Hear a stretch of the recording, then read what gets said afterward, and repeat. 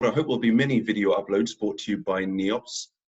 Currently, this one is being brought to you from my front living room whilst we're in self-isolation and quarantine, as I'm sure many of you also are around the world right now.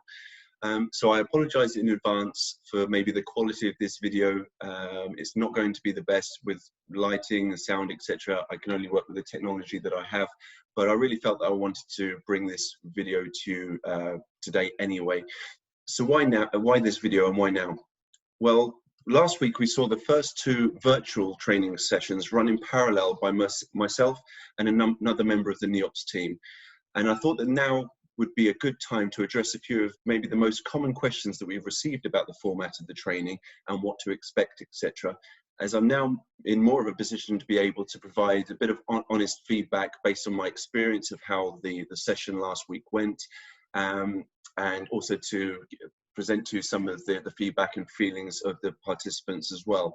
So I've just put together a few of the most common questions that people have been asking, and hopefully going to be able to answer a few of those today for you.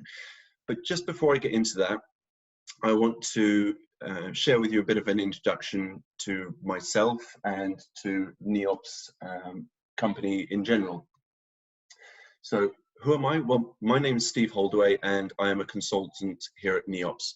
So I'm designing and developing processes or automated processes for our clients in Europe and around the world, and supporting them with their existing automated processes as well as doing a bit of mentoring and also training, which is specifically the reason for this video. What do we do here at NEOOPS? Well, NEOOPS stands for New Operations, and we are Blue Prism's first business partner in the Czech Republic and in Central Europe. And we provide technology consulting services, design robotic solutions, provide Blue Prism trainings, and automate processes using the latest robotic and AI technologies. What is our virtual training? Well, up until April this year, so we're in 2020, NEOOPS has been delivering all of its trainings either locally at the NEOOPS training facility here in Prague, or upon prior agreements, maybe at the client's premises.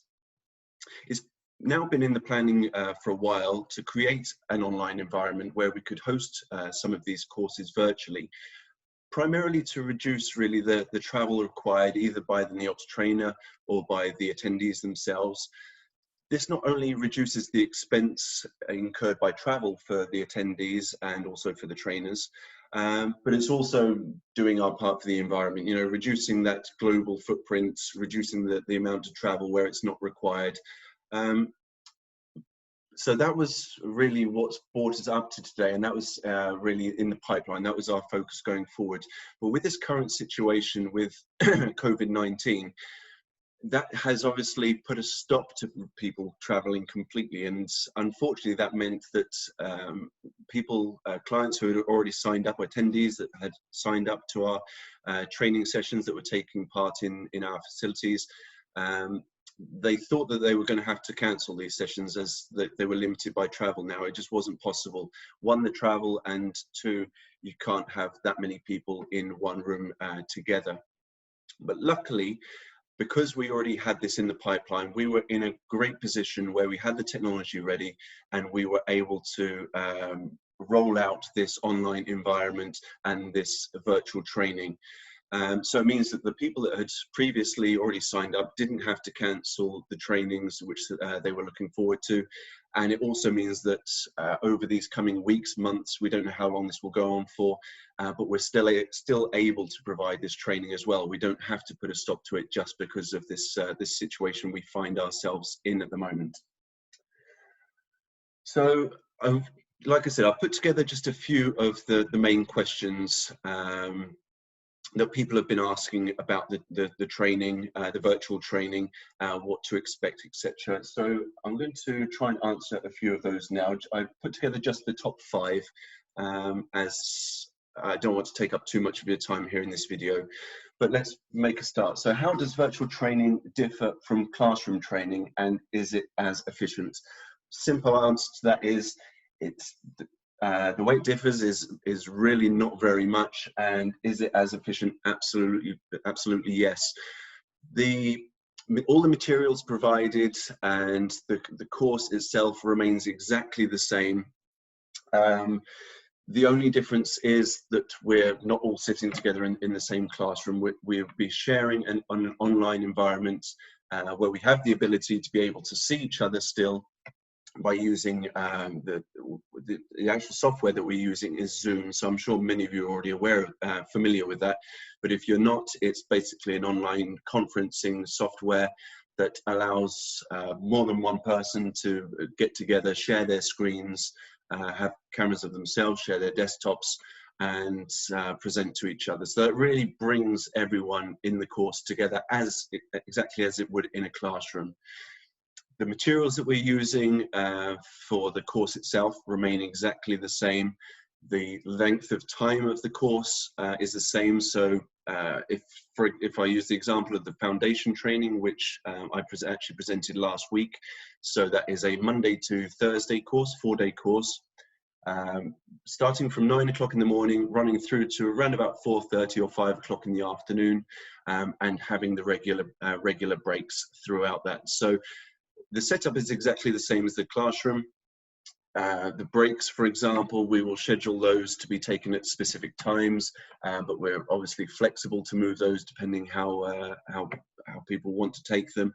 And an added bonus, I suppose, of being able to work remotely or virtually in this instance is that if people need to get up and walk away from their desks for whatever reason, to make a coffee, bathroom break, to do whatever, they can do very easily without disrupting anyone in the classroom. All they do is just say that they're stepping away for a second, or just simply switch off their camera for a moment, do what they need to do, and come back as soon as possible and able to rejoin in the normal way. So this, in fact, is a slight advantage over our classroom training, because you don't have somebody isn't standing up and maybe possibly disrupting other people in the classroom temporarily. So that's a bit of an added bonus. Being that I'm able to share screens and share desktops, I'm able to access their screens and environments as well. So that means if they need me to review their progress, if any of the attendees are having some issues anywhere, I'm very easily able to switch screens from my side, see what they're doing, take control, guide them along in exactly the same way as if I was standing behind them in the classroom, and show them exactly what to do before giving control of the screen or desktop back to them again. So in answer to the question, how does it differ from the classroom training?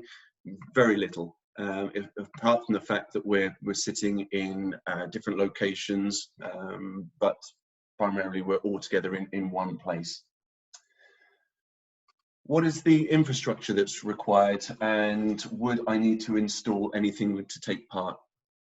Great thing, no, you don't need to install anything. So being that a lot of people will be working from home whilst in this lockdown situation, you don't have to worry about installing new software, maybe something for security reasons, or you're worried about getting a virus from downloading something.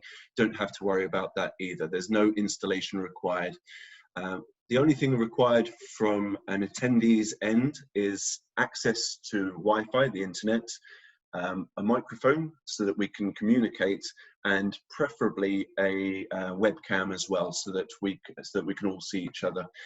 A webcam isn't an absolute necessity. If the attendee doesn't have one, it's not the end of the world. We can still communicate verbally via the microphone, or we can also type to each other questions and answers via the Zoom platform as well. So, and also from another perspective, some people may be a little bit reluctant to turn on their cameras whilst at home and share their home environment, or just a bit shy to use the camera. So we don't force anyone to use a camera if they don't want to. That's completely up to them. It helps us as trainers delivering this training, because we can really get a feeling. It's a bit more personal, and we can get a feeling of how people are really doing. So if they're struggling, I can see it on their faces, or if they're sitting there waiting to move on because they're already done, I can see that as well. So it's easier for me to judge the flow of things if I can see people, but absolutely we're not going to force people to use their cameras if they don't want to. So the only thing required from attendees is the internet access, microphone, and that is it really. Everything else would be sent out to the attendees. So all of the materials, there's a PDF document which accompanies it, which the attendee would follow along as I'm presenting as well. And they would have then access. I would grant access via a login. So I would email out some credentials to log into the Zoom session. It would be an email invite to access Zoom with a participant code, and then also provides credentials to log into our environment here at NEOOPS, which is Europa environment, which is what we use to is the platform we use to provide the Blue Prism software and to work from. So those are the only things required from an infrastructure perspective. Can I take part if I'm from the US due to the time difference? Absolutely, yes. Myself, I'm providing the trainings mostly in Europe at the moment, and for the last few years, that is what we've been doing. Is we've been really focusing on Europe specifically, although we have also been reaching out to North America and Asia as well. But now we're actually in a position, I provide the training in Europe, but we do have trainers also in North America and Asia as well. So if anyone wishes to take the trainings from any of those locations, they're either if they're willing to, they can simply move to the hours of the European course, if that's if they're able to do that, if they have the flexibility to be able to join out of hours. If not, then we can definitely provide trainings from one of our North America or Asia trainers to accommodate. So you don't have to worry about any time differences, that kind of thing. Wherever you are in North America, Asia or Europe, we can absolutely provide trainings in those time zones. Okay, will I see the other attendees? So I think as I've just previously mentioned, if we're all sharing cameras in the session, so if I use my example from last week, or my experience from last week, there were 5 attendees to the course, myself as a trainer, and we all did have our cameras turned on. So absolutely, we could see each other. I could see all of them at the same time. They could see me as well as the other attendees. So that makes it easy for them to talk to me. But also if they would prefer to ask a question of one of the other attendees, maybe it's a colleague of theirs from work, or maybe it's somebody from another organization, another client, but they wish just to talk to each other to help themselves work through the training, then they can absolutely do that. That's not a problem whatsoever, as long as they have their cameras turned on, of course, then they're visible. I did have a couple of attendees that for some periods of time they wished to have their cameras turned off, so we couldn't see them for short periods, but like I said, that's absolutely understandable. At the moment in this situation, we're at home, people still have other commitments, they have kids running around and this kind of things. So if people wish to turn off their cameras for that reason, absolutely not a problem at all. Do I have to share my camera? Okay, so I've already covered that point. No, if you don't wish to, you don't have to. Although just from my perspective as a trainer, it is a real advantage for me to be able to get a real feeling of how everyone is getting along. But no, you don't have to. So those were really the top 5 questions and answers. Just a few of my takeaways from the session that happened last week. So how did I feel it went as a trainer or presenter? From my perspective, great. Obviously, I had my reservations at the beginning. It was the first time that we'd done this. It hadn't, although we'd tested it prior to the training actually starting. You never know with technology how it's actually going to go when it's time to run it. But And also the other concern, obviously, with everyone being at home is that we are finding that Wi-Fi connections might not be that reliable at times. Everyone's connecting now from home, and so sometimes people are losing connection. Luckily for us, we didn't run into that situation. Everything worked as we hoped, as it was expected. But you know, these things do happen from time to time. So as I said to the guys on the course, if that happens, if you become disconnected, not a problem. Reconnect as soon as possible and carry on. And I go back and cover anything that maybe they missed whilst they were disconnected. If the problem persists, then we will deal with that. You know, we'll work around that depending on whether it's one person in the group or everybody. I can either go back personally with that person and cover some of the things that they previously missed. Or if it's everybody, we'll simply put a temporary hold on the session and resume as soon as we can. So we expect technical problems to happen sometimes, as it does to everyone at some time. But luckily, last week we didn't have any of those issues. So from my side, I felt it went really well. The engagement from the team was great. You know, again, being that you're not sitting with them face to face, you kind of get that feeling, or you know, will there still be that same level of connection? It's a bit strange presenting when you're just looking at a computer screen the whole time. But after maybe the first 15-20 minutes, you really don't feel that anymore. You're looking at directly at these people on the screen, at the attendees on the screen, and they're doing the same with me. So you kind of forget about the fact that you're staring at a computer screen, and it's as if you're in the classroom altogether. So from my perspective, it went really well. And I think from the feedback that I had from the group as well at the end of the training on the Thursday afternoon, they were all really happy with it. I'm happy with it going forward again in the future. It definitely had even some aspects of it, I think, are an advantage over the classroom training. So yeah, going forward, I'm looking forward to having this format again and doing this again in the future. What was the biggest challenge? There wasn't really a huge challenge. I think just the biggest challenge maybe is the fact if somebody wants to turn off their camera, then I lose that personal connection. I can't feel any more how they're responding to the training. So I can't see if they're sitting there twiddling their thumbs waiting for something to do because they're so far ahead of everyone else, or if I can see the confusion on their face because they're struggling and too scared to ask for help, this kind of thing. So if I can see someone's face, then normally in a classroom, I can judge, you know, how people are feeling. And so I can slow the pace of things down, or I can speed up accordingly. So I suppose that's the biggest challenge. If I can't physically see their face, then that poses a bit of a problem. But it just means that if I can't see their face, then I'm just asking more frequently, you know, how is everyone getting on? Are there any problems? And please feel, you know, really reach out and ask if you're struggling, ask for help, ask the question, because absolutely more than willing to go back and repeat anything, cover anything again if it hasn't been understood. What pleasantly surprised me? I think some of the features from Zoom, which is the platform that we used for holding this conference together or getting everyone together, is the ease of me being able to jump from controlling people's screens and environments.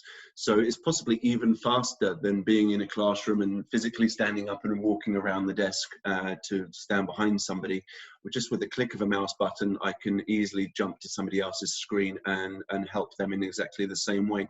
So that was a real advantage for me. I think one of the other bonuses, which was something that I discovered using Zoom, was the ability to have a whiteboard. It's actually one of the features of Zoom. So I can share a whiteboard effectively on the screen, share my desktop, which is a whiteboard, and freehand write some notes, draw some diagrams if I need to try and explain something better, which perhaps I can't do on a monitor behind me, or is more difficult. Sometimes it's easier just to draw something out to try and explain it. So that was really great, having the ability to use some of those features as well. Did I enjoy it? Absolutely yes. Like I said, I had my reservations. I don't like I'm a people person, so I like being face to face with somebody to really judge character, this kind of thing, and build up that personal relationship. So I had my reservations going into this, but coming out of it at the end of the week, they're absolutely gone. I'm looking forward to doing it again, still have that personal connection. I remain in contact with the attendees if they have any problems in the future, or if they just need a bit of advice, mentoring, then they still contact me via email, or reach out to me by phone or email going forward. So absolutely looking forward to doing it again. So I don't want this video to go on for too long. I think I've covered most of the main questions that have come out of this. I'm just scrolling through to see if I can see anything else that's worth mentioning at this time, but I don't honestly think there is. I think that I've covered the top questions.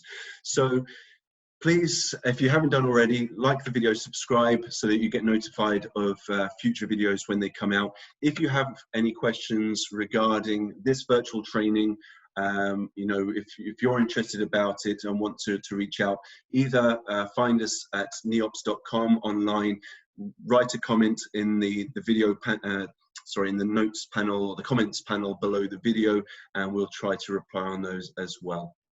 Okay, but all that remains for me to say is thank you very much for watching. Have a great rest of your day, and in this current situation, stay healthy, stay well, and look forward to speaking to you again in the future. Bye for now.